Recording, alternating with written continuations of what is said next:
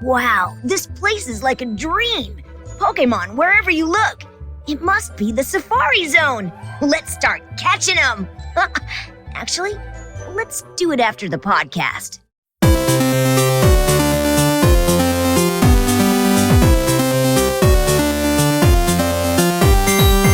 Hey, I'm Veronica Taylor. And I'm Rena Taylor. And this is The Trainer's Guide. Today's episode, The Kangaskhan Kid. Well, here we are at episode 33. Pretty amazing. I know. Today we are in a special place. Yeah. We're still in Auckland, and our friend Kermit invited us over to CueTone to record at his office/studio where they do a lot of production. We're recording live Yes. in video for the first time. Yes, it feels real. Yeah, so it might sound different because We're we're different. on camera. Exactly. We were in Auckland for Armageddon. Mm-hmm. Very, very special because I came here first in 2002, and this is the first time back for Armageddon in Auckland all these years later. And at this convention, I actually saw some people who came in 2002 and are back. They're a lot taller now. It was extraordinary. It was really fun. Yeah, we met a lot of cool people. One of the people from 2002 came, and he was dressed as the Hamburglar. That's right. But he didn't come in any costumes back then because, as he said, costumes weren't really a thing. That's right. 22 years ago. And also, I think he was like 4 or something. Yeah, exactly. So. Exactly. Yeah, it was super fun. We had a great time. And then we've been kind of walking around Auckland a little bit. And now we're here. Exploring.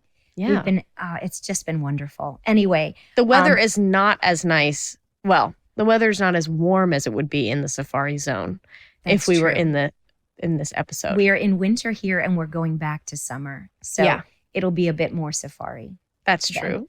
Well, let's get into the episode. Mm-hmm. So our gang is entering the Safari Zone. We're still in the Safari Zone. I guess we were before. It's a little confusing because they say that we're getting out of the reserve and we're going into the area where you can catch Pokemon, but we haven't gotten to that yet because they're still unable to catch them because Ash tries and gets in trouble pretty much right away. Yeah, there's tons of wild Pokemon roaming around. Yeah. And he sees a Chansey and decides like, this to is my catch chance Yes. to get it. Hilarious. And then it turns out that it's Officer Jenny in a Chansey hat. Yes. Which I don't know why somebody hasn't made that because there's so many Pikachu hats. That's true. But the Chansey hat is pretty great. It was amazing, but she jumps up to catch them as potential poachers. She's very sneaky about it, and she gets them, and she goes, "I'm going to arrest you." And so Ash is kind of, arrested for a few minutes. But then they get a call because there are other poachers on the reserve, so they jump in the Jeep, which it's odd to see a car. Actually, we don't see many cars. I think only Officer Jenny has had a car. Because remember, she has the motorcycle. Yeah. But also she says, because Ash goes, "I didn't realize." And she's like, "You look like you didn't realize. So I'll let you off." Right.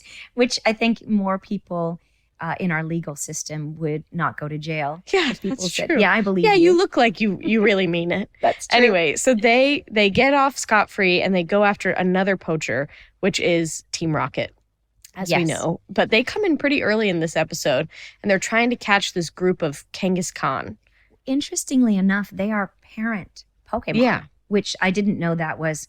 I mean, we're coming at this from the angle of we don't know anything except what we see in the episode. Yeah, exactly. So no one knows that parent Pokemon are a thing. Yeah, I didn't know that was a type. No, but they are like kangaroo in that they have a pocket, a pouch, that they can keep their child in. And I do think the interesting thing is that they ultimately protect their children at any cost. Yeah, that's true. So you don't want to get on the wrong side of a Kangaskhan. No. And also, literally, because if they get scared, they start charging and don't stop.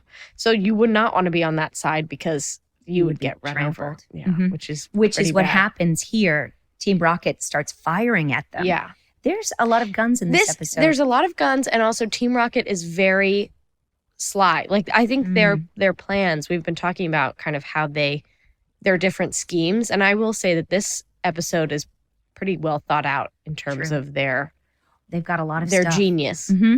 But they also, so we see them and then they're like, let's catch the Kangaskhan. And they do their poem. They recite their poem, thing. They call which it is a the poem. motto. Yeah, they do their Yeah. motto. And I love that they say, we have to say our poem or it just doesn't feel right. Right. I know. Which is so classic because they do it all the time. But only once in this episode.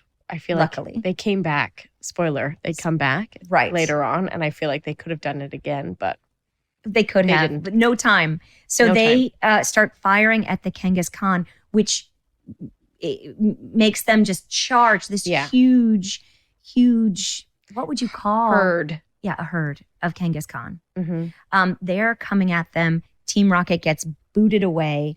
And then Yeah, they get kicked around because the car, they're escaping. Well, actually, no, because the Kangaskhan are coming after Officer Jenny's car. So then Officer Jenny does this like yes. Fast and the Furious backing up and because they're simply charging. right. And then Jesse and James, a net comes out of the ground and a catches gigantic them. net. Yeah, Yes. it catches all of them. And then this kid comes and frees the Kangaskhan. With his boomerang. The boomerang Like a plays sharp a big role boomerang. in this episode. This is an amazing kind of Tarzan-like Yeah. character, which we find out later his name is Tomo. / Tommy. Yes, which somehow, anyway, we'll get to that. But Yeah. he's in a Tarzan-looking outfit.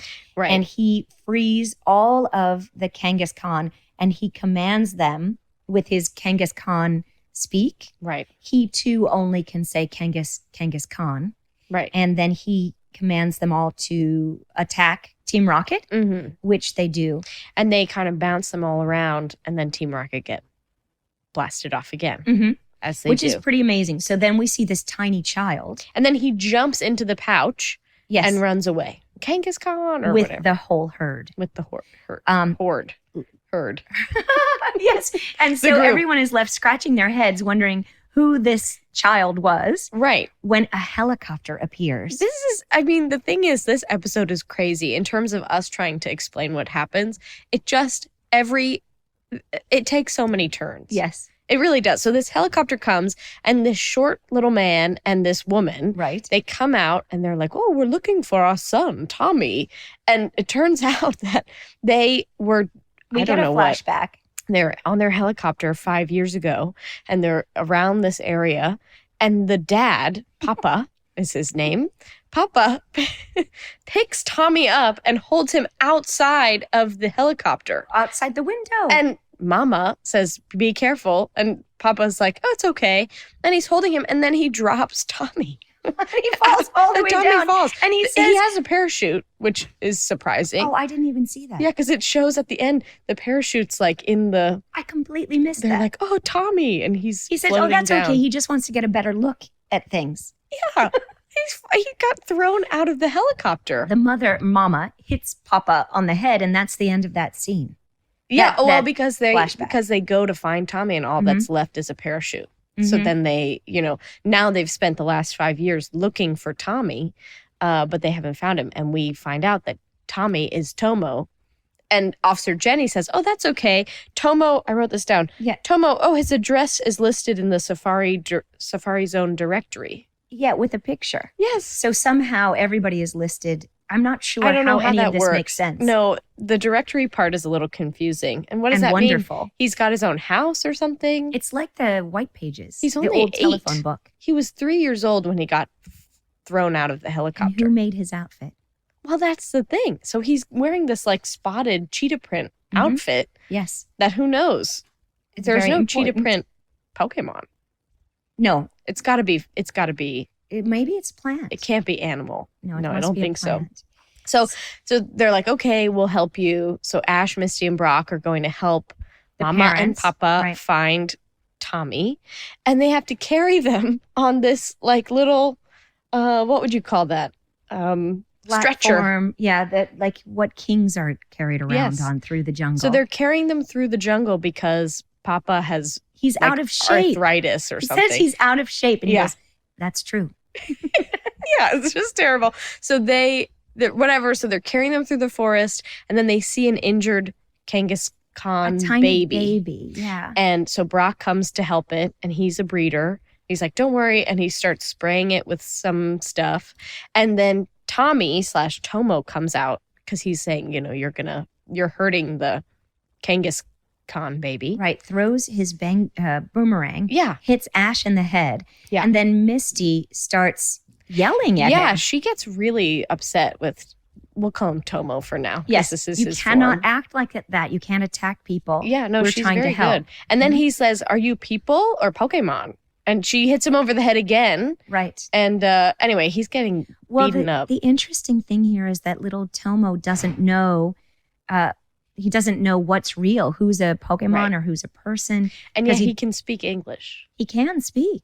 Yeah. He's bilingual, multilingual. Yes. Maybe he speaks other languages too. It's never revealed in this episode. No. So that the parents start to remind they come Tomo and they say, Tomo, Tommy. Don't you remember when I sang lullabies to you? And they have another flashback. Right. And he trying doesn't to remember. Jog his memory. And it's very confusing. And it's I don't know. It's a lot because he doesn't really know. He's saying the Kangaskhan are my parents, but this person's also my parent. And it's a lot going on. The very deep. Brock comes out with that. I think what's really important in this episode is that sometimes the real parent is the one who raises you. Yeah. And I think that's one of the underlying themes here of who is your family. Right. What is family? And we see that here when the papa hits Tomo on the head. Gosh, yes. And he's passed out. And as he's passed out, the mother is trying to wake him up. And that's when he remembers in this haze the mother's voice. So it's a very strange. This episode takes weird, violent turns. Yeah, and Papa says, because he hits him over the head, and the mother gets upset, and he goes, "It's okay, we'll just start from scratch." Right. Which kind of is like, he'll be fine. A little weird. Yeah, we'll just take him home and start raising him now. Again. So the father is not the best parent. Yeah, he has some interesting parenting things. And then on top of that, so Tommy then gets the next flashback of his mom, and he wakes up and he goes, "Mama?" And then the dad, which you can see, this is special for the video, but the dad opens his shirt. Yes. I'm not opening my shirt right now, but he opens his shirt and he's like, "Do you recognize Papa?" It's like so weird. We don't know what's happening. It doesn't make sense why he feels compelled to take his top off. And then the mother hits him. And then he gets hit on the head too. So we are crazy. Finally reunited. We're reunited and everybody kind of has some idea of who they are. But then the poachers are back, aka Team Rocket. Shows up in their Trojan horse of a Kangaskhan. Right. And so everybody disperses. In this giant Kangaskhan. Yeah. Again, a mechanical Kangaskhan. Kangaskhan. Yeah, that's good. And so Jessie does her best impression of an injured Kangaskhan. And I guess that causes all of them to flock. Because they care. Yeah. And caring people. James starts shooting tranquilizers at them. Yes. Again. Yeah, that's all I can say. Yes. It was a shocking turn. And they all get knocked out from the tranquilizers.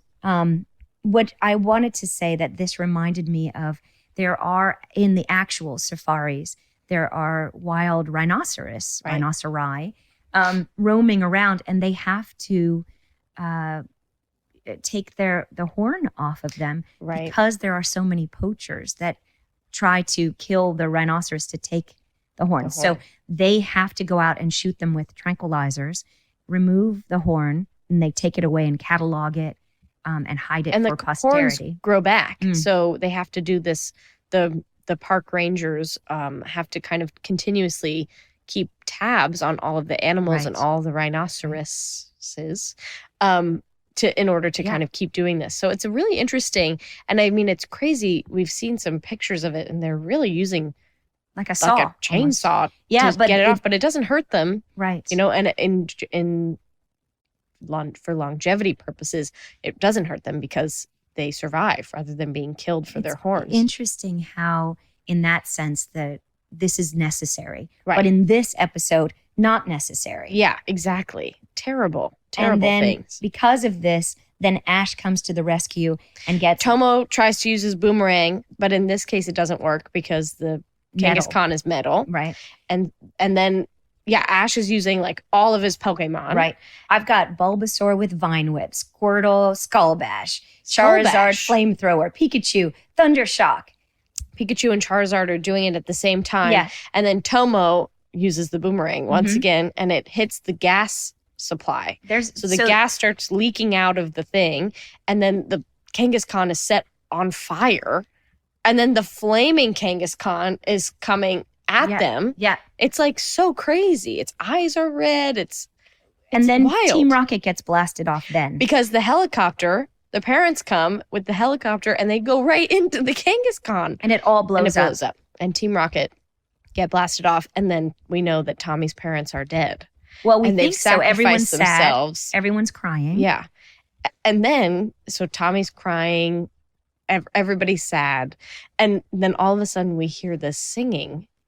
And from the ashes. Yeah. And the parents rise. Like a phoenix from the ashes of the Kangaskhan. Animal print outfits matching Tommy's. Yeah. And somehow. They say, because the Kangaskhan is your family, we want to share that with you. So we now will join you here with them. And help you to protect the Kangaskhan. Mm-hmm. And then we see them. And they hug. And then the next scene, they're in the pouch of the Kangaskhan waving goodbye. Mm-hmm. It's beautiful. So here's something, and that's pretty much it. That's it. So that was crazy. Doing this episode, and I always remember Kangaskhan.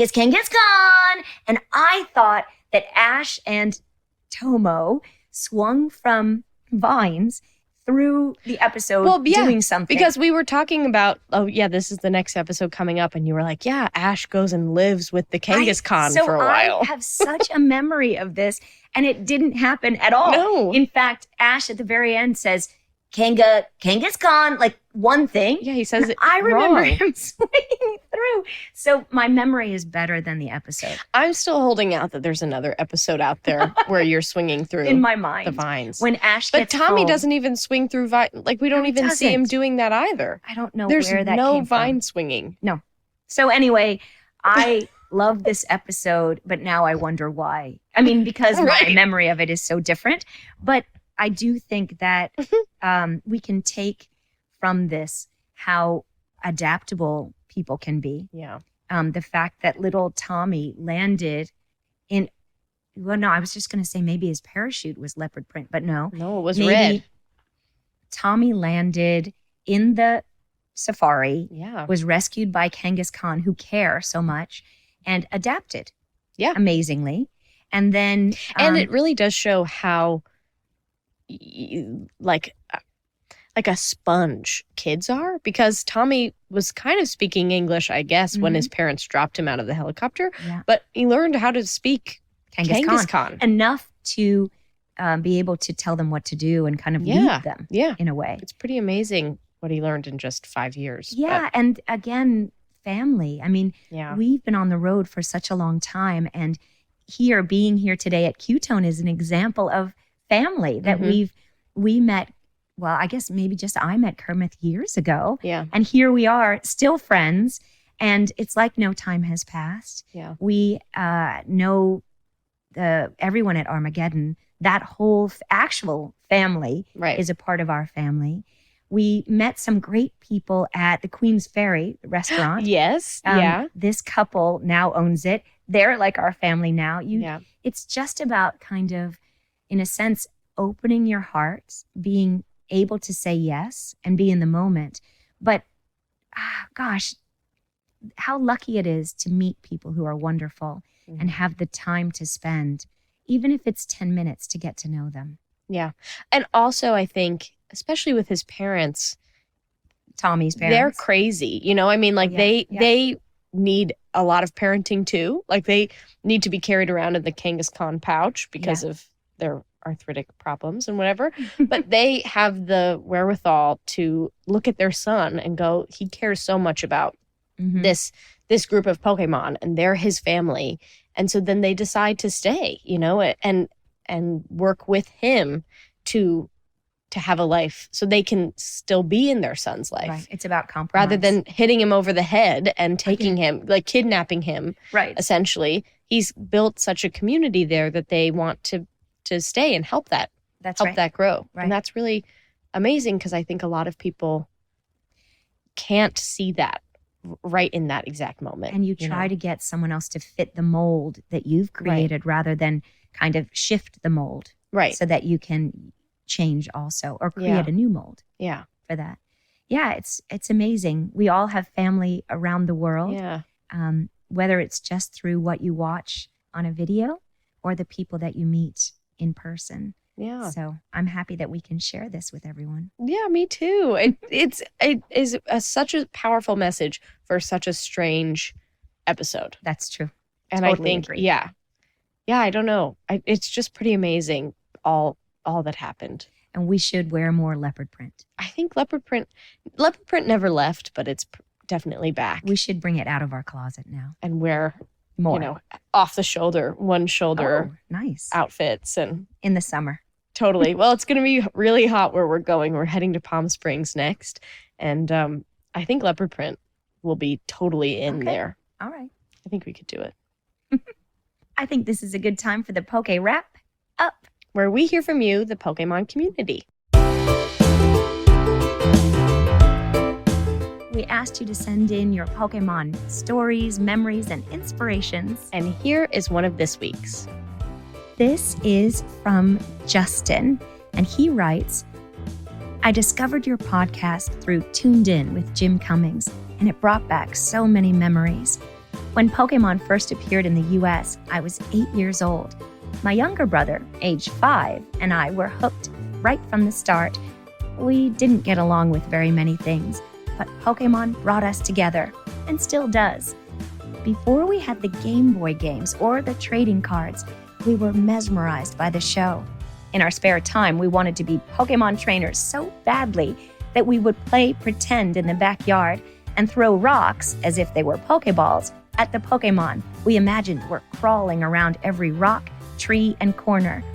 If we were stuck inside the house on gloomy days, I would write down the names of our favorite Pokemon on small strips of paper and hide them around the room for my younger brother to try and find.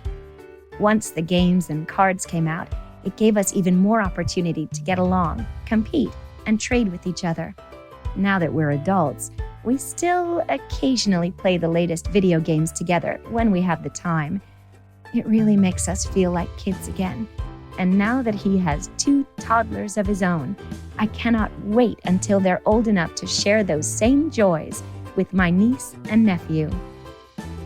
Thank you for the part you played in bringing Pokemon to life for us, especially for 2 stubborn brothers who needed Pokemon as a peaceful middle ground. Thank you, Justin, for sharing your story with us. And we want to hear from all of you. Email us a short recording or write to us at trainersguidepod@gmail.com. And try to keep it short, maybe 30 seconds or so, because we don't want to have to edit. Oh, and please include your first name and where you're from. Well, that about wraps up today's episode of The Trainer's Guide. And, as they say, to be continued. We hope that you continue to join us on this journey that is The Trainer's Guide. As you know, you can find us on Apple Podcasts, Spotify, or wherever you get your podcasts. Wherever you're listening now. And if you subscribe, comment, and rate the podcast, it helps others find the show and keeps us on the air. Thank you so much in advance for your generosity and all of your amazing support. Trainer's Guide is a production of Boom Integrated. We are co-executive producing this along with the amazing Adrian Glover and the incomparable Robin Lai. I'm your host, Veronica Taylor. And I'm your host, Rena Taylor. And this has been The Trainer's Guide. We'll see you out there on the road.